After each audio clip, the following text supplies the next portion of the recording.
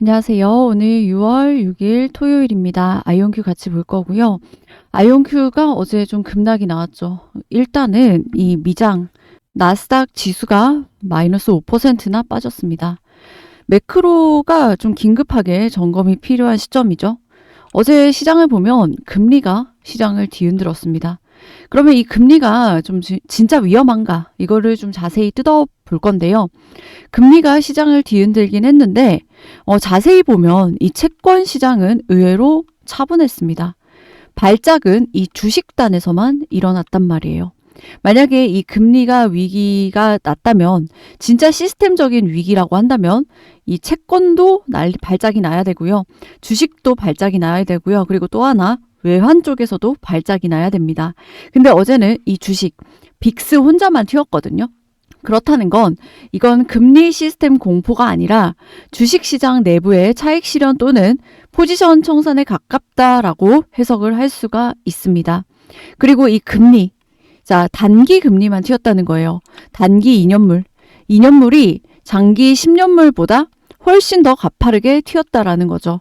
자, 2년물 뭐죠? 2년물은 연준이 금리 결정에 민감한 그런 구간이에요.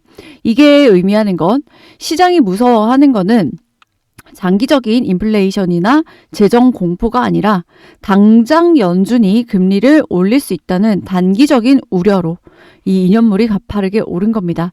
만약에 10년물이 가파르게 올랐다면 그때는 진짜 인플레 공포지만요. 지금은 그건 아니라는 거죠.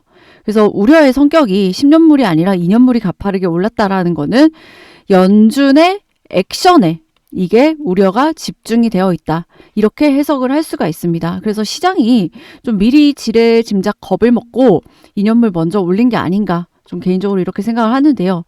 왜 이렇게 생각을 하냐면 지금 시장이 반영한 2년물 금리 급등과 실제로 연준의 생각과의 괴리가 굉장히 거리가 있다라는 겁니다. 왜 그러냐면 시장에 반영된 금리는요. 연준이 금리를 올릴 수도 있다. 이 2년물 금리에 베팅을 했죠. 자, 2년물 금리가 올라갔다라는 건 연준이 금리를 올릴 수도 있다. 금리 인상에 베팅을 한 겁니다. 근데 연준의 생각은 정작 아직 금리 인상에 대한 신호를 준 적이 아무것도 없어요. 그러니까 연준은 아무 얘기를 안 했는데 시장에서 지레짐작 지금 겁을 먹고 2년물 금리를 이렇게 급등이 된 거거든요. 실질적으로 이 헤셋 위원장이 시장이 끔찍하게 오독했다라고까지 발언을 했단 말이에요. 그러니까 연준에서는 아무 발언을 안 했는데 지금 2년물 금리가 이렇게 오른 상황이죠.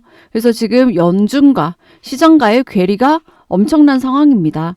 그러면 이 간극이 어떻게 메워지느냐에 따라서 시장 방향이 완전히 갈리겠죠.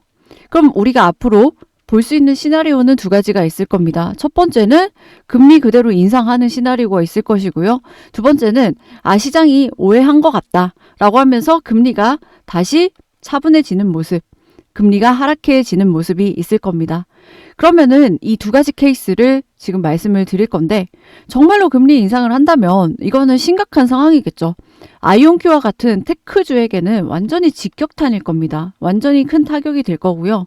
뭐 이런 장대 음봉이 또 나올 수 있는 그런 상황이 되겠죠.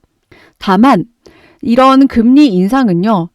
뭐 할 수는 있겠지만 지금 첫 부임한 지 얼마 안 됐죠. 신인 케빈 워시 의장 첫 회의가 6월 16일 그리고 17일 이렇게 나오는데요. 이 첫 회의부터 인상 카드를 꺼내기가 쉽지가 않을 겁니다. 자, 데뷔 첫 무대부터 시장과 정면 충돌한다? 자, 내가 처음 부임해서 시장을 박살을 낸다? 이런 선택은 솔직히 부담이 크단 말이에요. 그래서 이 첫 번째 시나리오는 그렇게 확률이 크지 않을 거다라고 개인적으로 보고 있고요. 두 번째 시나리오가 사실은 베이스 케이스겠죠. 가장 기본적인 케이스일 겁니다. 이게 더 현실적인 케이스라는 소리예요. 그러면서 시장이 2년물 지금 2년물 금리가 급등을 했는데 시장이 과민 반응했다라는 걸 인정을 하면서 금리가 되돌려지는 경우겠죠. 자, 그러면 이거 우리가 언제 확인을 할 수가 있냐? 멀지 않습니다, 여러분들. 바로 다음 주에 확인을 할 수가 있어요. 다음 주 CPI에서 그 첫 단서를 우리가 찾을 수가 있다라는 겁니다. 그래서 다음 주 CPI가 이 소비자 물가 지수죠. CPI가 안정적으로 나오면 자, 금리 인상에 대한 우려는 기우였다라고 하면서 금리 이 2년물 금리 급등한 게 되돌려질 가능성이 크다라는 거예요. 그래서 일단 CPI가 잘 나와줘야 됩니다. 그래서 매크로 쪽은 다음 주 CPI가 관건이다. 이거를 좀 체크를 해 주시고요. 자, 공교롭게도 아이온큐 같은 경우는 이 $70 부근에서 차익 실현 물량들이 꽤 많이 있다라고 말씀을 드렸는데 지금 매크로 이슈까지 겹치면서 조정이 나와주고 있습니다. 그래서 닭이 먼저냐 달걀이 먼저냐 뭐 이런 문제 같은데요. 이 조정은 어떻게 보면 좀 예견된 것이었다라고 볼 수도 있습니다. 그 와중에 계속 뉴스는 나와주고 있죠. 자, 이제 유럽 쪽입니다. 유럽 쪽에서 독일, 프랑크푸르트를 유럽 금융권의 양자 보안 중심지로 만들겠다라는 발표가 나왔는데요. 자, 언제부터? 6월 9일부터 이 시작이 되는 이 발표. 제가 이런 핵심 내용들 좀 준비를 했습니다. 그래서 이런 하락이 너무 걱정되거나 고민되시는 분들은 주말 동안에 마음 불편하게 계시지 마시고 오늘 제 영상 끝까지 보면서 투자 판단에 도움 받아가셨으면 좋겠습니다. 본격적인 영상 시작 전에 구독과 좋아요 한 번씩 눌러주시고요. 구독이 부담스럽다라고 한다면 좋아요 누르는데 2초밖에 안 걸리니까 좋아요 한 번씩 눌러주시면 감사하겠습니다. 그리고 영상 마지막에 제가 선물도 하나 넣어놨으니까요. 영상 보시고 이런 선물도 또 챙겨가시기 바라겠습니다. 자, 아이온큐 옵션 제가 말씀드렸죠. 여기서 차익 실현 물량들 꽤나 많이 있다라고 말씀드렸고 여기서 한 차례 물량 소화하고 올라가는 과정 필요하다라고 이번 주 내내 좀 강조드렸습니다. 기억나실 거예요. 그래서 이렇게 옵션 포지션을 알면 내가 좀 더 디테일하게 대응을 할 수가 있는 거고요. 이렇게 하락이 나오더라도 좀 미리 마음의 준비를 하고 있었기 때문에 조금 심적으로 놀라지 않을 수 있다라는 거죠. 그래서 이런 디테일한 옵션 포지션 필요하신 분들은 제가 다 공유 드리고 있으니까 영상 하단에 더보기란 참고하셔서 본인의 매매 전략에 녹여내시면 아마 많이 도움되실 겁니다. 자, 그리고 이 프랑크푸르트 이제 유럽 쪽 얘기가 나왔다고 말씀드렸는데요. 자, 양자가 금융 분야로 적용이 되면 자, 이게 실질적으로 우리 아이온큐 매출에 굉장히 도움이 많이 되겠죠. 여기서 이제 돈을 벌기 시작하는 겁니다. 본격적으로. 금융 분야, 그리고 제약 바이오 분야, 뭐 이런 분야에서 실질적으로. 그래서 남들, 다른 양자 기업들 다 기술 개발하고 있을 때 실질적으로 아이온큐 같은 경우는 먼저 이런 분야에 돈을 버는 상용화에 누구보다 앞서 있다라는 거죠. 자, 아무튼 이 관련 내용은 이 기사인데요. 어떤 거냐면 6월 9일에 시큐어 프랑크푸르트 파이낸셜 익스체인지 프로젝트를 공식 추진을 합니다. 이 DCQL이라고 독일 인터넷 교환망 기업 D6와 협력해서 금융거래소 보안 인프라 프로젝트를 시작한다는 내용이고요. DCQL은 이 UN 자문지를 가진 글로벌 싱크탱크로서 양자 기술 전환, 양자 보안 전환을 다루는 조직입니다.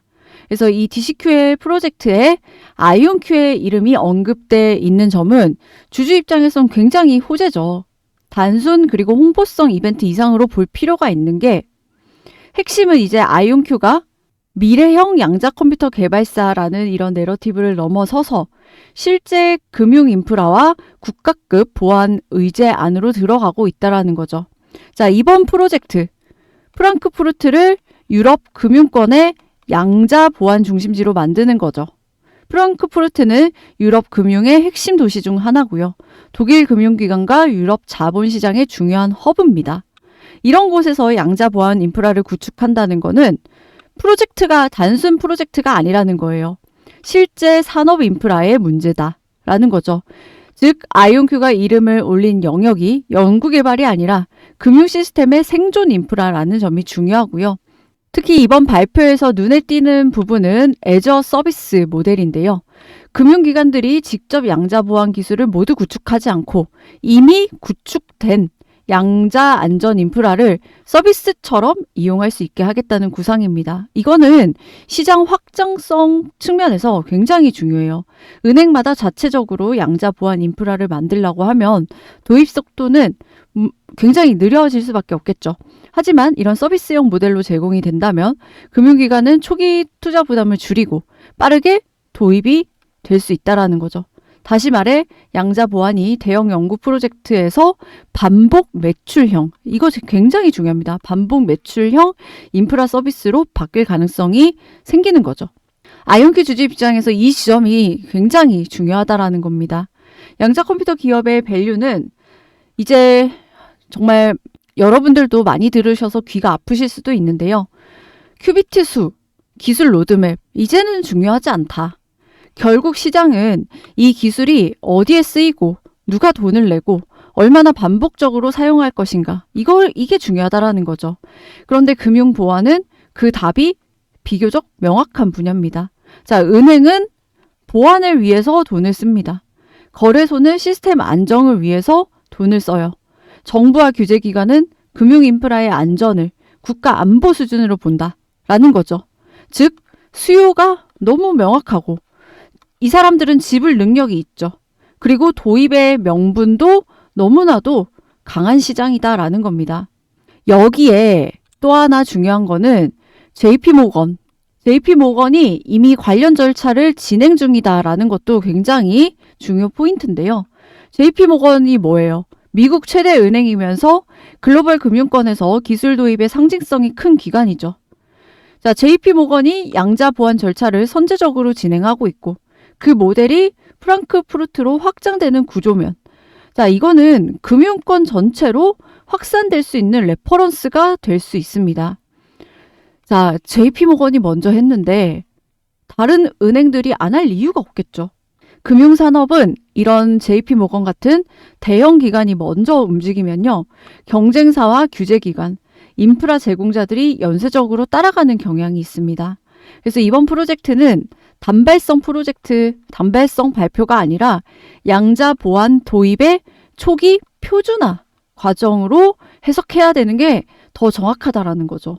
여기서 굉장히 이 투자 포인트, 강한 포인트가 나오고 있습니다. 그래서 이 굉장히 호재라는 거를 여러분들 다시 한번 좀 기억을 해주셨으면 좋겠고요. 이 프로젝트, 아이온큐 주주에게는 정말 긍정적인 신호입니다. 금융권은 양자 보안을 피할 수가 없어요. 절대적으로 필요합니다. 보안 측면에서. 그리고 유럽은 이를 인프라 차원에서 준비하기 시작했고요. 아이온큐는 그 흐름 안에 정확히 들어가 있습니다.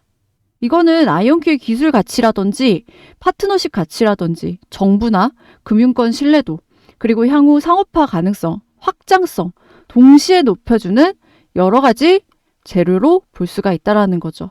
그래서 지금은 주가가 이렇게 급락을 했지만 사실 아이온큐 내부 악재로 급락한 게 아니라 매크로 이슈, 그것도 2년물 금리가 급등을 했다는 거는 시장이 미리 지레짐작해가지고 올린 거고요.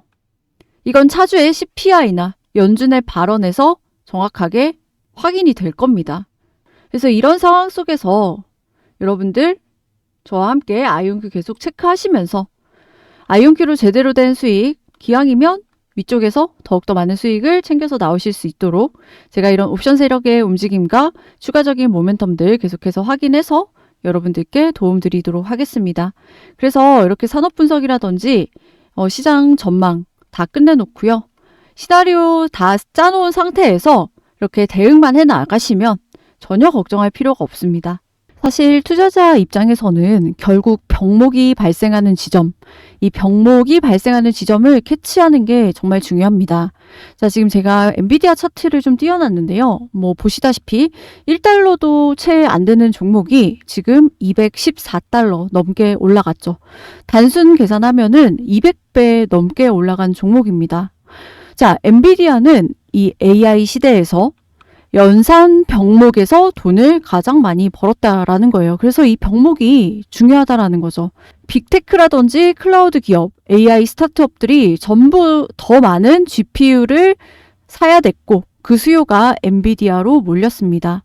그래서 엔비디아는 연산 병목에서 돈을 가장 많이 벌었고, 그럼 그 다음 AI 시대의 그 다음 병목은 어디냐라는 건데요. 자, 그 다음 병목은 여기 뭐 기사에도 나와 있듯이 전력이라고 보고 있습니다. 전력 소비가 공포스러울 지경이라고 하는데요. 그럼 도대체 어느 정도 전력 소비가 되고 있길래 이 난리냐? 자, 일반 데이터 센터도 있고요. AI 데이터 센터도 있습니다. 자, 일반 데이터 센터는 우리가 뭐 구글에서 영상을 검색을 하고 영상을 플레이를 하고 이런 것들, 기본 로그들이 일반 데이터 센터에 기록이 되고요. 로그가 남고 AI 데이터 센터는 한마디로 추론과 학습만을 위해서 만들어져요. 자, 여기 어마어마하게 잡아먹습니다. 좀 잘 감이 안 오시죠? 지금 보시는 게 이게 NVL72렉이라고 하는데요. 냉장고보다 조금 더 크죠? 자, 얘 하나의 소비 전력이 13만 와트라고 합니다. 상상이 안 되죠? 자, 우리가 흔히 말하는 전통적인 데이터 센터의 고성능이 만에서 2만 와트짜리인데요. 자, 얘는 무려 13배나 더 잡아먹습니다. 더구나 일반 데이터 센터는 피크 시간대에 전력을 소비했다가 또 안 쓸 때는 싹 꺼졌다가 이게 가능한데 AI 데이터 센터는 무조건 풀로 끊기지 않고 돌아가야 됩니다. 그러니까 어마무시한 전력이 드는 거죠. 테슬라의 일론이 xAI를 데이터 센터를 위해서 500메가와트짜리 발전소를 짓는다고 하잖아요. 그럼 여기에 500메가와트짜리라고 친다면요. 여기가 3,000개가 들어갑니다. 이 NVL72렉이요. 1기가와트면 이게 6,000개가 들어가겠죠. 500메가와트가 어느 정도냐면 천안시를 감당할 수 있는 발전 용량이에요. 엄청난 거죠. 이 데이터 센터를 계속 짓는다고 하는데 자, 그런데 이 데이터 센터에 전력이 필요합니다. 전력 잡아먹는 하마에 계속 전력이 들어가요. 근데 전력이 계속 부족하죠. 그리고 전력이 제대로 안 들어가면 얘는 비싼 고철 덩어리일 뿐입니다. 그래서 이 전력을 앞으로 어떻게 효율적으로 생산하고 유통하는 과정에서 유실되는 전력을 어떻게 아낄 수 있는가가, 그리고 이 과정에서 우리가 들여다봐야 될 업체가 나오겠죠. 자, AI 데이터 센터 전력 병목과 바로 연결이 됩니다. 기존의 변압기와 정류기와 인버터와 배전반을 여러 단계로 거치던 구조를 SST, 분산형 전자식 변압 체계라고 해서 하나의 전력전자 플랫폼으로 줄이면 이 설치 공간이라든지 변환 손실, 전력 제어 복잡도를 낮출 수가 있습니다. 자, 여기에 앞으로 이 AI 데이터 센터, 엄청나게 짓는 이 데이터 센터와 함께 성장이 기대가 되는 업체고요. 제가 이 종목을 여러분들께 소개해 드리려고 합니다. 그래서 이 종목 영상에서도 공개할 수 있는데요. 여러분들의 매수세가 몰리면 수급이 꼬일 수가 있고요. 또 제 구독자분들과 제 영상을 좋아해 주시는 분들께 제가 선물로 공유를 해드리려고 해요. 그래서 신청 방법 아주 간단합니다. 영상 하단에 더보기란이 있고요. 거기 더보기란에 링크가 하나 있습니다. 링크를 클릭을 하면 새 창이 뜨게 돼요. 그래서 이런 식으로 새 창이 뜨게 되고요. 여기에 제가 구독자 혜택 이렇게 넣어놨죠. 그래서 여기에 필요하신 분들은 여기 체크하셔가지고 받으실 번호 여기다가 010 땡땡땡땡 남겨놓으시면 됩니다. 그래서 번호만 틀리지 않는다면 다 받아보실 수가 있고요.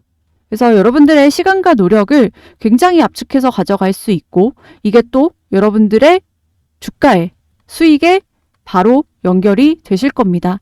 그래서 기회 잡으실 분들은 여기 번호 남겨놓으셔서 자료 확인하시면 될 것 같고요. 이게 도움이 되셨다라고 한다면 구독과 좋아요 많이 좀 부탁드리겠습니다. 그래서 오늘 영상은 여기까지 하고요.